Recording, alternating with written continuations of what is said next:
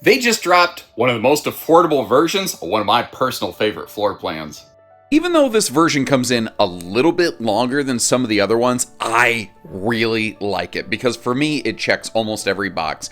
I get a truly private front true queen bedroom because as a longer person, I don't love my feet hanging off the bed at the end of the night. I can deal with it, but nobody prefers that, It does give us a nice big super slide for plenty of rainy day kind of space, but also it puts the sofa straight across from the entertainment center. Now, I don't necessarily go camping to watch TV. That's not what we're doing out here.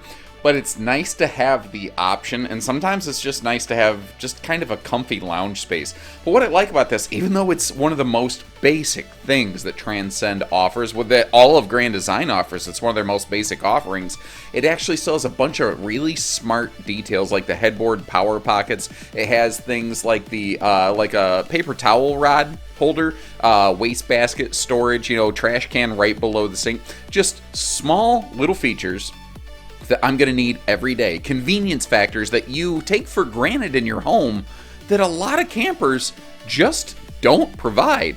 Now, if you choose to add a TV to it, it's got the perfect spot, but if you don't, they still made that space really functional. You've got that electric space heater there and a giant chunk of extra counter space that has more power outlets, so it can be a really sweet appliance corner. The double bunks are great, whether you got, one or a couple kids and they want to bring friends or something like that. The direct entry bathroom also is a feature I think people sleep on. I think it's an absolutely awesome feature that cuts down on tons of dirty foot traffic in your RV, and frankly, I just am surprised that it's finally coming back to the industry and that it ever vanished basically in the first place. The awning space on this is also pretty respectable. If I'm going to be fair, I'm not a big fan of those glass doors, but I really do like how they used all that space, like that giant chunk of counter space under the TV area, giving me a fridge and a cooker outside. Really handy for keeping a lot of that extra heat and humidity out of the RV that sometimes you have from cooking. And again, you don't got to open the door just to get a drink.